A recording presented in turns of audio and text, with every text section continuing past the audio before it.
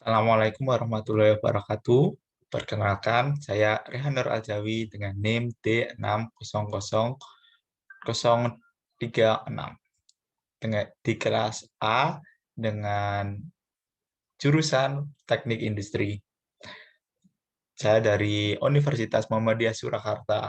Di sini saya akan menjelaskan metode desain engineering. Pertama, kita mengidentifikasi masalah. Sebagai negara penghasil sampah terbesar kedua di dunia, Indonesia memiliki tantangan berat untuk dihadapi. Sebagai negara tropis yang dikelilingi lautan, banyak ekosistem alam yang dipertaruhkan. Jika tidak diatasi dengan baik, masalah sampah plastik bisa berujung bencana alam dan kerusakan ekosistem. Data sampah plastik di Indonesia adalah bukti kuantitatif yang menunjukkan tingkat penggunaan sampah plastik yang dihasilkan di Indonesia dalam kurun waktu tertentu. Ada banyak pihak dan lembaga yang terus melakukan evaluasi terhadap jumlah sampah plastik di Indonesia. Berikut ini perkembangan datanya dari waktu ke waktu. Nih, saya mengumpulkan informasi banyaknya sampah yang ada di Indonesia. Di era modernisasi ini, banyak sampah plastik yang sulit untuk dikelola. Di Indonesia menghasilkan sampah plastik sekitar 6,8 juta ton sampah plastik per tahun, sedangkan 61% tidak terkelola. Di Indonesia, 620.000 ton sampah plastik masuk ke perairan Indonesia pada tahun 2017. Bila tidak diintervensi, jumlahnya akan meningkat 30% pada tahun 2025 menjadi 780.000 ton per tahun.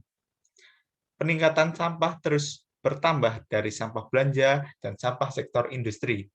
Industri makanan dan minuman mencapai total 65%. Jumlah yang sangat tinggi dan bisa membawa dampak lebih besar bagi lingkungan.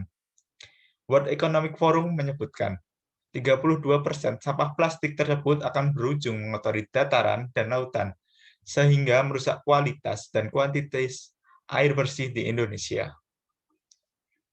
Lalu kita akan mencarikan solusi. Saya mendapat solusi dalam mengatasi sampah plastik konvensional, yaitu dengan menggunakan plastik biodegradable. Sama halnya dengan plastik biasanya, dapat digunakan untuk berbagai keperluan. Sifatnya ringan dan fleksibel, dapat dimanfaatkan untuk berbagai keperluan. Tidak cuma hanya untuk bahan pengemas, tapi juga bergantung pada karakteristik plastik biodegradable itu sendiri.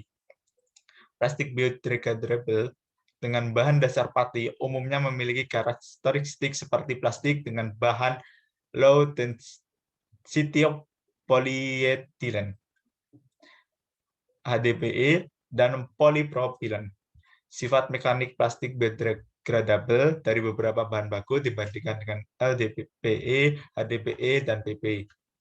Jenis plastik biodegradable dapat digunakan sebagai kantung belanja dan kantung buah, dan sayur yang juga memiliki fungsi sekunder, sebagai kantung sampah bersifat kompostabel. Selain itu, jenis plastik biodegradable juga dapat dibuat menjadi sarung tangan, jas hujan, dan apron. Menurut Iflah et al., plastik biodegradable dapat digunakan sebagai bahan pengemas paprika, tomat, dan meningkatkan kesegaran buah dibandingkan menggunakan kantong yang konvensional. Plastik biodegradable paling banyak digunakan sebagai pengemas. Dan keuntungan dari plastik biodegradable itu lebih mudah ketika mengalami pembusukan. Jadi tidak sampai 30 tahun seperti plastik konvensional. Plastik biodegradable hanya membutuhkan 3 bulan untuk menjadi kembali ke tanah. Lalu kesimpulan, plastik biodegradable ramah lingkungan. Telah dikembangkan sebagai substitusi penggunaan plastik konvensional. Plastik biodegradable dapat diproduksi dari bahan dasar pati yang banyak tersedia di Indonesia, antaranya pati sagu, pati ubi.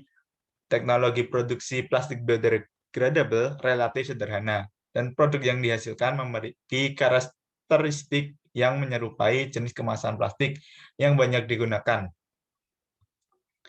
Penelitian untuk memproduksi plastik biodegradable berbasis plastik telah banyak yang dilakukan di Indonesia, namun kebanyakan hanya skala laboratorium. Teknologi produksi biodegradable plastik dalam skala yang lebih besar masih perlu dikembangkan untuk menghasilkan produk yang secara ekonomi menguntungkan. Jadi, seharusnya Indonesia itu mensupport pengembangan pabrik-pabrik plastik biodegradable sehingga sampah yang ada di Indonesia yang tidak terkelola dengan baik itu dapat berkurang secara signifikan. Karena jika sampah kita terus menggunakan sampah konvensional seperti tadi halnya di analisis masalah, di tahun 2025 Indonesia akan terus menambah sampah plastiknya, mulai dari di dataran hingga di lautan. Mungkin cukup sekian dari saya. Apabila ada kesalahan, saya mohon maaf. Dan yang benar datangnya dari Allah Subhanahu wa Ta'ala. Wassalamualaikum warahmatullahi wabarakatuh.